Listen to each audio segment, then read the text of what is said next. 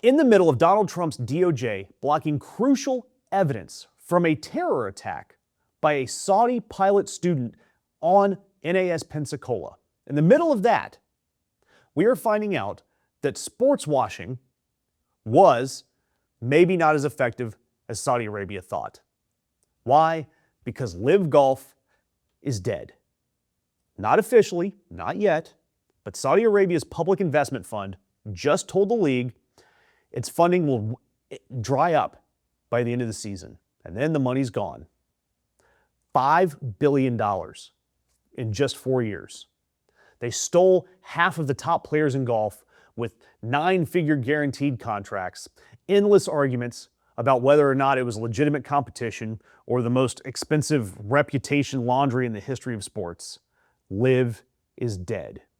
And the PIF, Mohammed bin Salam's sovereign wealth fund, the same fund that gave us LIV Golf, that bought Newcastle United, that is in the middle of everything you don't like about sports money, issued a statement saying that LIV Golf is no longer consistent with the current phase of PIF's investment strategy.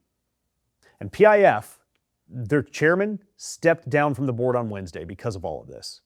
And the league announced a new independent board to seek long-term financial partners, which is the corporate way of saying, our parents cut us off, we no longer have an allowance, and we're looking for a new sugar daddy. And by estimates, the league lost between $500 and $600 million a year for 4 years. That is a really expensive PR campaign that didn't work. Or did it? Because I'm going to get to that in just a second. But what killed LIV Golf? Two things. Number one, it never got world golf rankings recognition, which meant if you went to play for LIV Golf, you could not build rankings points that you needed to qualify for majors. And without the majors of golf, you're not golf. You're just some rich man's exhibition series. And the second thing is the Iranian war. Saudi Arabia's oil revenues have been hammered by the closure of the Strait of Hormuz, and Iranian attacks on energy infrastructure have devastated their oil infrastructure. So PIF is pulling their investment back toward domestic priorities in Saudi Arabia. The thing that was supposed to make Saudi Arabia look good in the eyes of the world was killed by the war that one of Saudi Arabia's closest allies started without congressional authorization. That is the full circle.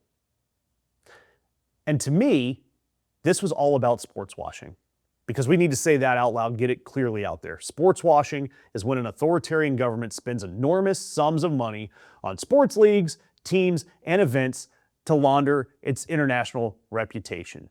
Anyone look at the World Cup or maybe LA 28, the Olympic Games? And all of this does is it makes people associate their brand with entertainment and athletes that they love, rather than all of their human rights abuses and, in Saudi Arabia's cases, journalist murders or maybe even funding terror attacks. But as far as we can see, it didn't necessarily work, because you can't watch a Bryson DeChambeau make a putt and then suddenly forget that a journalist was murdered and dismembered at a consulate in Saudi Arabia. Some things are too heavy for a sports television broadcast to carry. But there's a part of this where I think part of it may have worked. A part that ties it all together. Because this week we are learning that the Trump administration is currently blocking the release of evidence in the 2019 NAS Pensacola terrorist attack. A Saudi Royal Air Force cadet walked into a classroom building at Naval Air Station Pensacola, right down the road from me here in Northwest Florida, shot and killed 3 U.S. sailors. 8 others were wounded. The FBI and the DOJ confirmed that it was an act of terrorism motivated by jihadist ideologies. And the families of these sailors filed a lawsuit against Saudi Arabia. They say that Saudi Arabia knew that this student was radicalized before they even sent him to train here. And to prove their lawsuit, to prove the theories of their case, they need the DOJ's investigative records to prove it. The DOJ refuses to produce them. A judge ordered Trump's DOJ to explain why. They couldn't. The attorneys for the families have reported that the DOJ official that they met with was using documents that had only been shared with the Saudi Arabian government, not with the American families whose sons were killed. The evidence that we've requested, or the materials that we've requested, because of certain rights or privileges that it has to that information.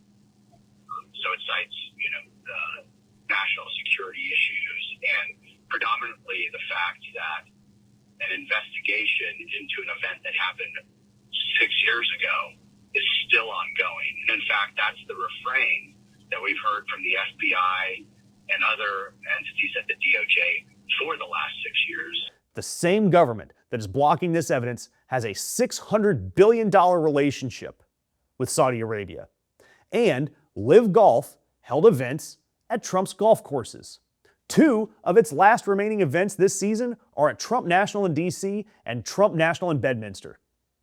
The man who started the war that killed LIV's funding is the man whose golf courses are hosting LIV's final events and making money off of them. And his DOJ is the one blocking the evidence that could hold Saudi Arabia accountable for killing American sailors on American soil. Now, the families of the fallen soldiers have until June to produce the evidence they need to keep their case alive. The Trump DOJ has that evidence, and yet they will not give it to them.